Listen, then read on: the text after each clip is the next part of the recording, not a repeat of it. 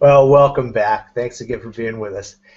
Now, when you stop and think about something, when you're speaking, um, there's all kinds of different people that you're going to be speaking to and speaking in front of. And one of the things that works, especially works with a smaller audience, you stop and think about it. Who is it that you gravitate toward? What type of people do you like? Do you listen to? Do you respect? Do you admire? Typically, you like and respect and you admire people that you think are a lot like you, right?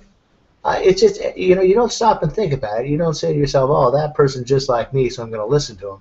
But people tend to feel more comfortable with and tend to listen to, like, and gravitate toward people that they feel are like them. Okay, it's called rapport. Okay? Now, there's all kinds of different personality types. There are extroverts that talk a lot, talk loud, talk enthusiastically. There are introverts that are very quiet, little shy, speak slower, speak softer, everything in between.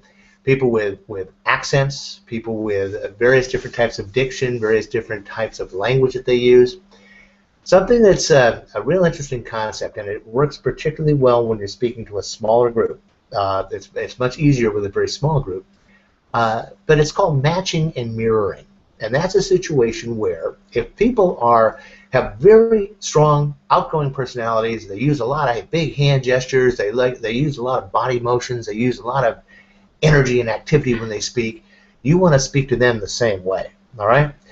It's a subconscious thing, but people in their minds, they think, oh, that person's like me, subconsciously, and they listen to you more. Okay? Now, the opposite is true. If you're speaking with people that are a little more conservative, a little quieter, a little shyer, a little less energetic or theatrical in their personalities, you want to tone it down a little bit.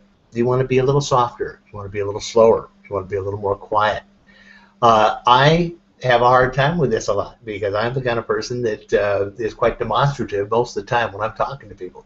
But I have to consciously think about it because the vast majority of people that I'm talking to are not as energetic and outgoing and exuberant when they're talking about various different things. And so I consciously tone it down when I'm talking to people like that. It's a little tip called matching and mirroring. Practice it. It's much easier to practice on a sort of a one-on-one situation or when you're speaking to a very small group. But this type of thing comes up in every area of your life. Certainly, a day-to-day living in day-to-day life, it's much more prevalent. Again, when you're speaking to a large audience, you're speaking to a couple hundred or a couple thousand people. You speak your way because you're speaking from a podium stage and you're getting out the message to the whole crowd. And in fact, from a stage, you want to kind of overdo it a little bit. You want to overdo your facial expressions. You want to overdo your hand gestures so that it does get out to the whole room.